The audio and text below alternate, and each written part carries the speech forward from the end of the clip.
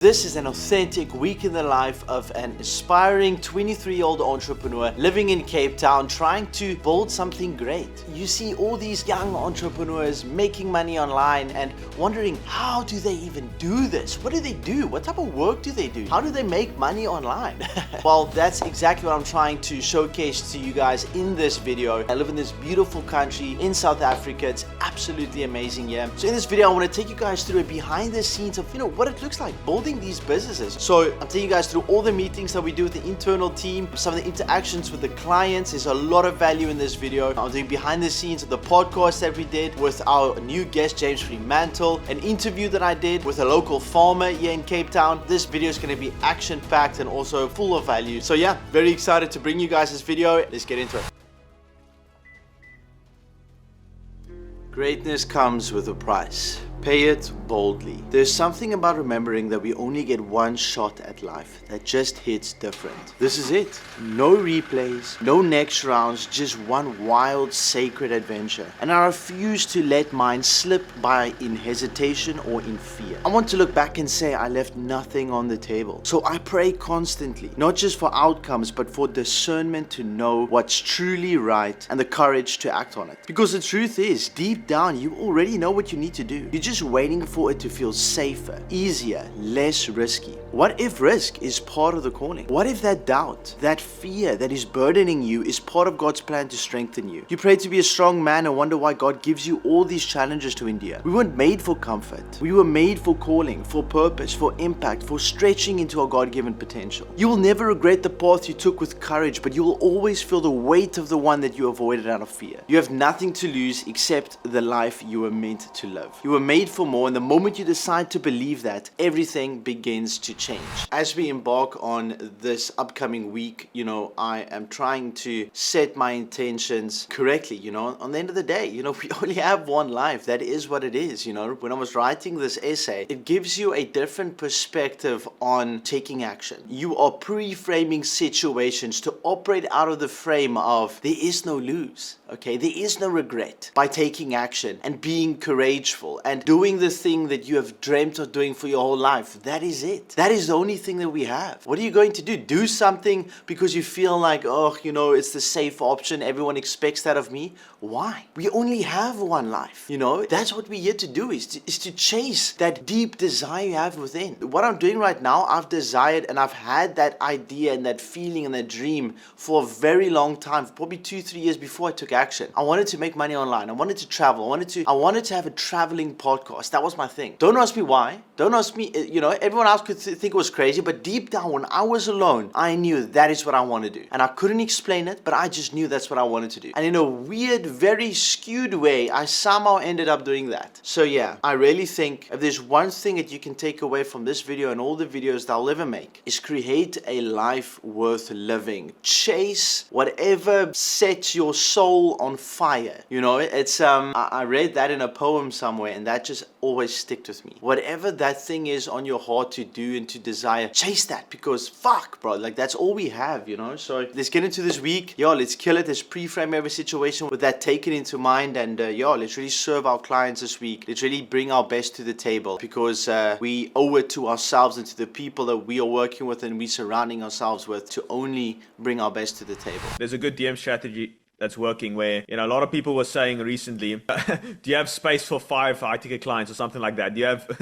Can you onboard more clients? Obviously everyone can. So everyone said that. And then the new DM strategy that worked after that was the initial message was, do you have space for more clients? And then the direct message after that was I'm just kidding. You probably heard that a bunch of times. That's very good, because then they know you know the game. Yeah, then they know you are smart because they probably get this message a lot, and then you stand out. Okay, that makes sense. Bro, someone just DM'd me recently and said, watch this video or you gay. I'm like, fuck, bro, that's one way to get me to open the thing. Tristan, how are you going to go about doing outreach, bro? Are you going to use email or what you going to do? Because I think the client you said you got now, most of your or not feedback, but the people you're working with comes from referrals, correct? Yeah, I'm definitely going to do emails. Yeah, and then maybe down the line, do something with regards to like posting content more related to the agency, but not maybe from me, maybe just generalized content of like viral type clips maybe, or something that could speak to people that are looking to, just do content in general. Maybe like AI voiceovers with good editing or whatever. I haven't thought fully about how I can do that, but definitely, build up a page as well that could get a lot of traffic to the brand. Okay. Yeah. Then the organic will play, and then if that works, you can use DMs as well. And the Yeah. reason DMs didn't really work for me is because I was targeting a different client avatar with my Instagram. I was targeting my info. I was warming up my info clients that I was gonna start in a year from now. That was kind of what I was doing. That was the game plan.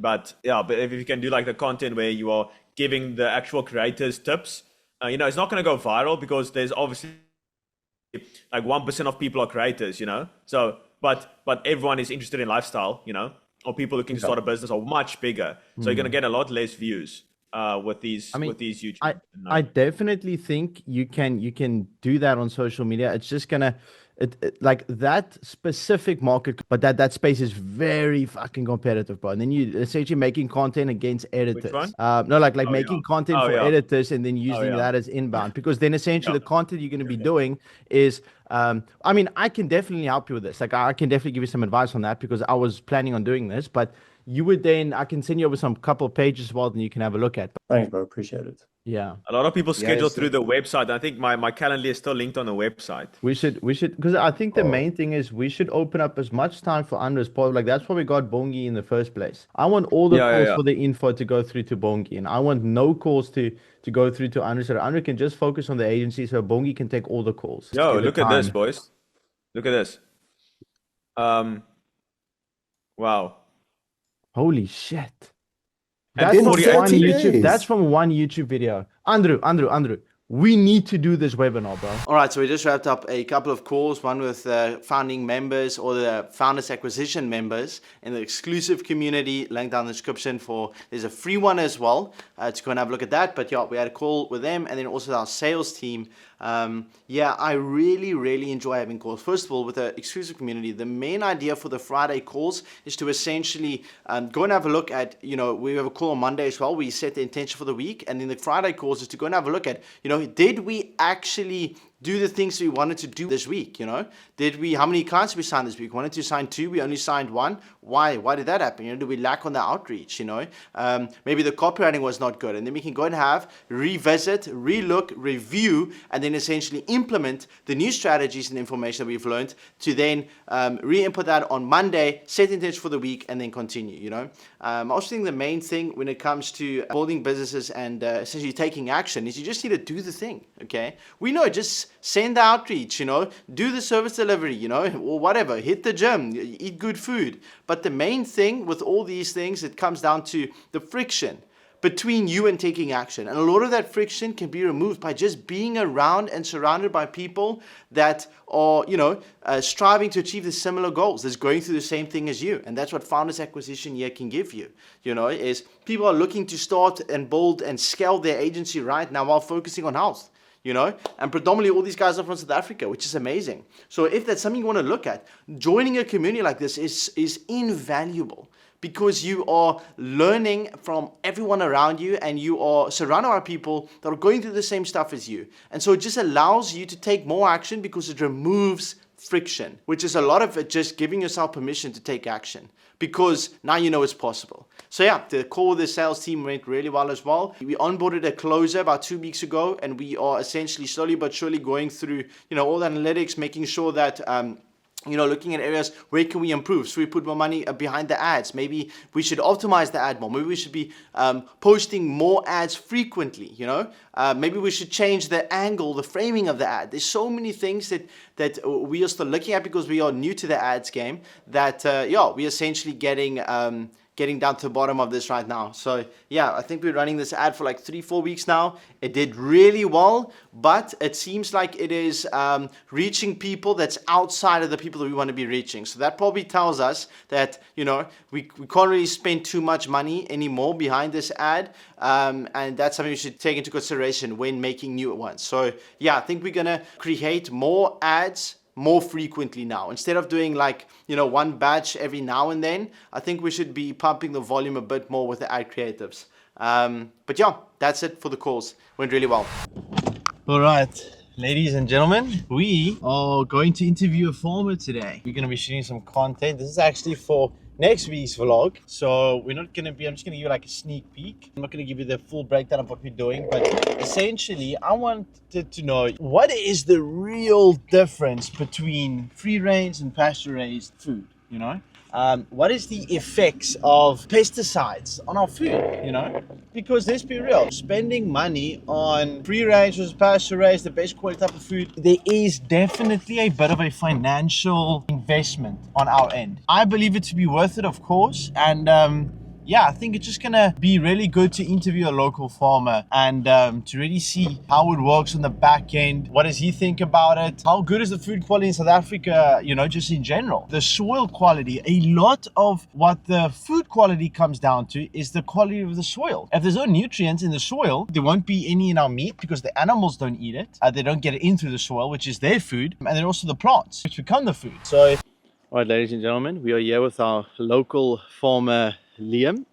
Liam, just briefly, I want to ask you just a couple of questions. First of all, grass-fed, free-range, pasture-raised versus normal. Is there a difference, and is it worth it to spend that money to get better quality food? Yes, it is worth spending the money because it's more nutrient-rich, because they eat more nutrient-rich foods. They eat what they want, they're less stressed, so the meat quality or the egg quality is basically second to none. And the more people who buy the free range food, the less expensive it's going to get, because the farmers will then optimize for that. The farmers will then be like, okay, there's like the more people buying free range. More I'm demand. actually excited because more and more people in South Africa especially I get it. are buying free range food. Amazing. So Liam, am I right by saying that the reason why most farmers out there spray a lot of pesticides, don't do the free range grass fed, it's just because it's a bit more cost effective, and it just yields a lot more volume of food, and essentially they're just a bit more profitable because not a lot of people buy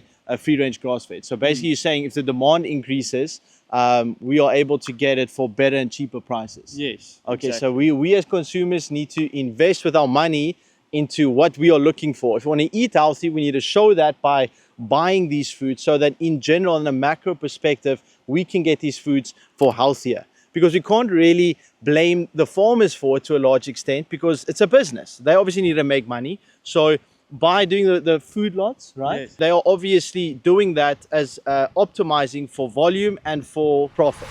Just to like sit and just watch something on TV, bro. Like I've been watching Yellowstone, and that's really good, bro. Okay. Or just So good. listening to something. Yeah. Crazy. Apparently, he wants to start meditating for 4 hours a day now. Yeah.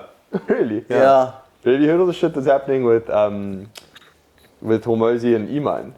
No. Like they're suing each other fucked up What? at the moment. Yeah. Well, because you see Iman bought consulting.com. But move up a little bit more to under side. Now you good. Maybe just James come a bit closer. If that's possible. I don't know how uncomfortable that will be. There we go. I think that's all better. good, yeah. Just look at the... Yeah, that's much better. Okay, continue your story, yeah?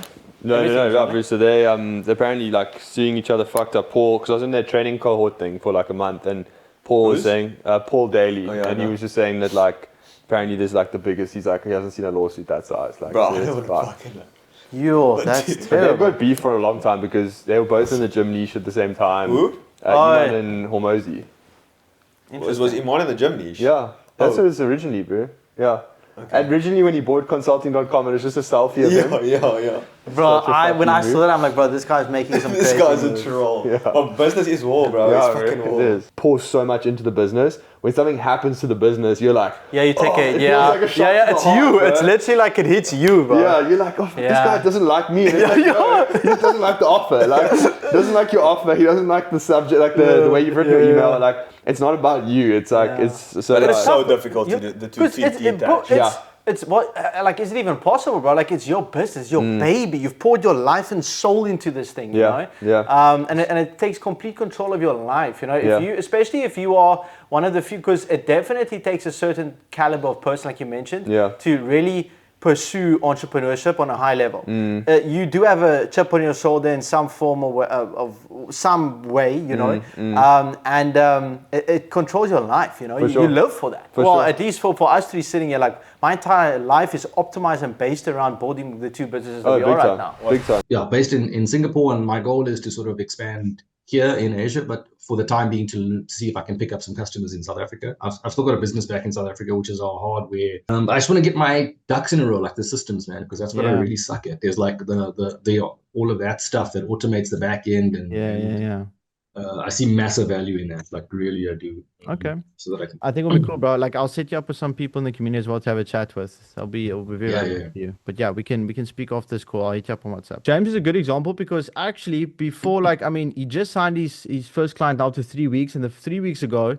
he had no niche. He tried a shit ton of different things. He actually called me and he's like, bro, I have no idea like what to do with this. Like, what niche should I go in? He wanted to do business, and he completely started from scratch. And after 3 weeks, he signed his first client, which is insane to me, actually. So, James, if you wanna add on to that, that'll be cool, bro. Yeah, so I definitely tried a lot of niches and I tried a lot of stuff. I took time, thought about my niche and everything, and yeah, just like took action. Send the emails. I don't think the cold calls is necessary because I've called like everybody. Like my first niche was commercial cleaning, so I've called everybody. I think emails is better because then they want like to be in a call, you know. But yeah, boys, thanks for jumping on a call. This was good. We can check in on Friday again, and if anybody else wants to jump on a call this week, just hit me up. Cheers, boys. When you are working with high ticket people, you're able to charge more because the amount of money ratio that you are making them is still the same as the lower ticket. You are just taking that percentage ratio. Craig, if I can work with such conviction and confidence in my service, and I'm 20 years younger than you,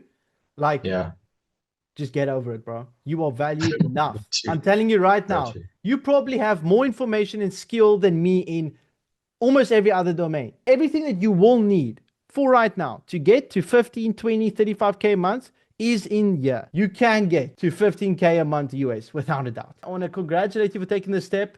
Welcome to Founders Acquisition, man. I'm excited to have you here. Yeah, I'm excited to be here. Thanks, man. I really appreciate it. Thanks for your honesty and your genuineness. I really appreciate it.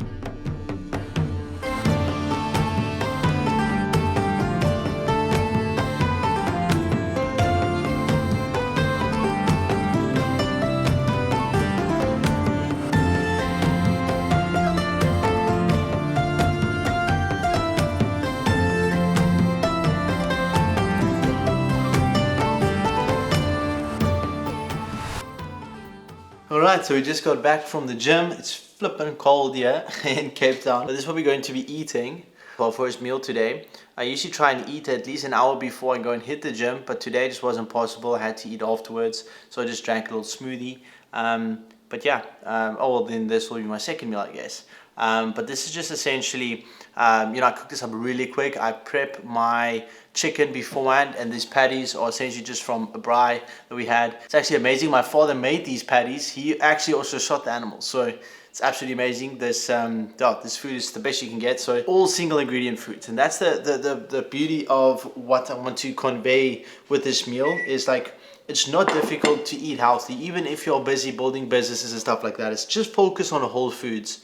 You know, it doesn't have to be organic, free range, pasture raised or whatever. That's obviously best, but don't let the label withhold you from still being healthy. A whole food now is better than the organic future pasture raised that you're probably never going to buy in the first place, because you're gonna wait until you get enough money to buy. Just buy normal food, just whole foods. Avocado, sourdough, which is fermented bread. We got real patties here. Real just meaning like, as close as possible. There's a good quality cheese here, and then chicken and avo. And I'm gonna throw some salt over here. In my opinion, this is an exceptional meal. Exceptional. I'm gonna thank you guys for watching thus far. If you guys made it here, as always, comment a blueberry emoji so that I can see you made it here. And if you guys are on the way, we do have a free school community down in the description. If you resonate with any of what you saw here, that is where you can connect the best with me, or maybe just on Instagram DM. So go and have a follow there and have a look there as well. Yo, my light went off. But yeah, with that being said, have a good day. Thank you.